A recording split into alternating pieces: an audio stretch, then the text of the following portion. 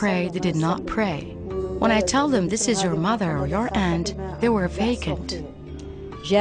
When he came back, he didn't know one word of Arabic, and he would not associate with the family. Only over time did he come to know us again. But in these situations, where we left our families at such an early age, it caused us, of course, to change our way of living.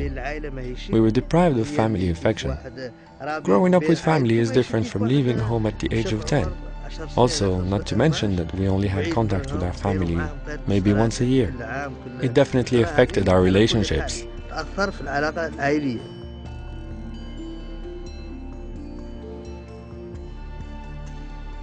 It's horrible enough that people are seized from their homes, forced to live in remote camps, and that children are, to this day, snatched from their families and shipped away.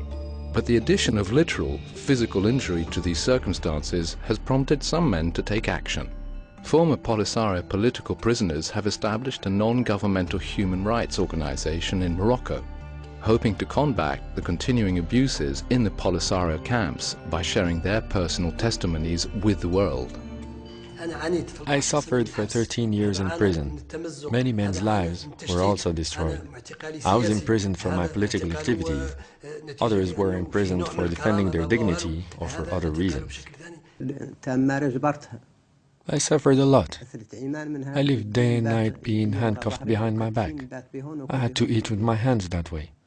I could not use my hands. Well, we were all eating like dogs. We received just a little rice, which we had to eat without our hands.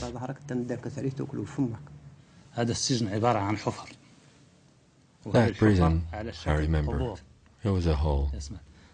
The holes were just like tombs. Each hole was about 2 feet wide and about 3 feet long, and about 6 feet in the ground.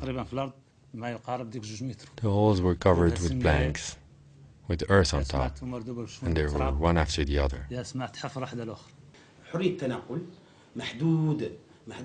Freedom of movement in the camps was very limited. It was limited to the camp where you lived. There were some radio stations that were not allowed to listen to. To express any viewpoint different from the Polisario was forbidden. Saying anything about the Polisario leaders could get you put in prison. If someone was put in prison for no reason at all, and you asked about him, you could also be taken to prison. I saw prisoners dying every day. They were crying and shouting. They were beaten and battered by wire cables. Every half hour there was a guard who came and pounded on the plank covering your hole. If you didn't say present, he would take you out and beat you to death. In the face of such blatant abuses and deprivations, people living in the Polisario camps do sometimes receive news about relatives. Word of family living in freedom in Laayoune, Dakhla or other southern Moroccan cities only increases their desire for freedom. After 30 years of life in the Polisario camps, a small number of hostage families have a glimpse of hope because of the United Nations Family Visit Program. In early 2004, the UN organized a limited number of visits for families in the camps and Morocco. Most of these families had been separated for decades. However, the UN program has serious budget problems and cannot handle the 12,000 family members in the camps who want to visit family in Morocco. The UN High Commission for Refugees has recently launched an appeal to the international donor community to continue to fund this program, which is in imminent danger of being eliminated. This would be yet another tragedy for families who have been separated from their loved ones for over 30 years. I have 3 daughters here in Morocco. Since they heard of a possible family visit, every day they cry and say, "We want to go see our sister." They applied. They were among the very first to apply. They wanted to come and visit me and my sister, but until now, they have not been able to come. They have not been allowed. Others have come who do not have direct father or mother relationship here.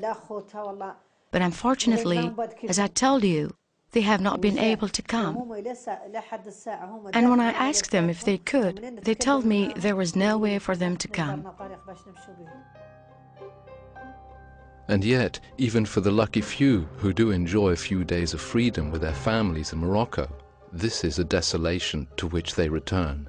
Many Polisario camp hostages have tried to escape, and many with lethal results. It's no small undertaking to leave the camps. A successful escape is only the first step in a long journey, often on foot, across the harshest desert, to the Moroccan border, or around through Mauritania to Morocco.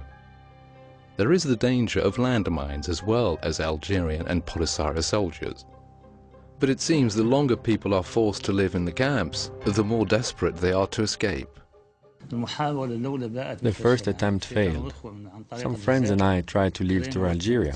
We arranged a car and a driver from Algeria. Maybe the person who drove us was working for Algerian intelligence. We couldn't know. Anyway, he took us about 30 kilometers and told us it was a 2-hour walk to the Moroccan border. We stayed there until sunset. But we thought maybe he went back and told the Algerians where we were. So we started walking on foot. It was summertime. And then the Algerians found us. 4 of us were killed by Algerian bullets. The 3 of us who survived were put in prison. We were taken before a military court and sentenced to 10 years, 1 month, 5 days, and a few hours. First, choose a dark, windy night. You cannot talk about it with even your wife or children. It's a decision you must make yourself. All I took with me were 2 liters of water, so as not to cause any suspicion. With those 2 liters, I traveled for 70 kilometers for 2 nights and 1 day before I made it to the border.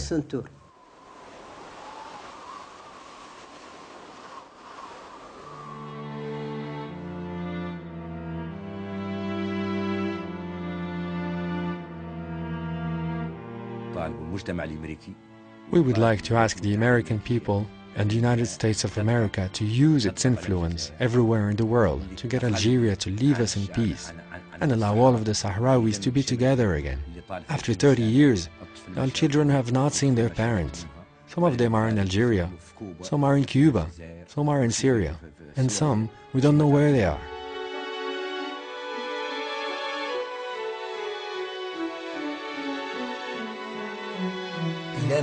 How long must we suffer with nobody seeing how we suffer?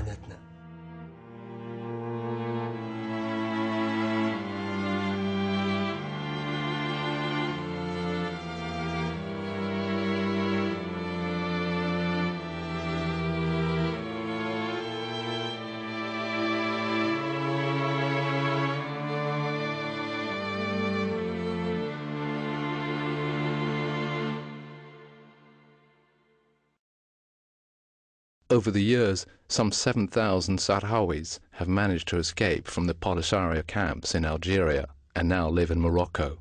Others have escaped and made their homes elsewhere. But there are tens of thousands who still suffer arbitrary imprisonment at the hands of the Polisario. They are waiting for the world to notice and to help them return to their homes and their families. For more information or to learn how you can help, please visit www.moroccanamericanpolicy.org.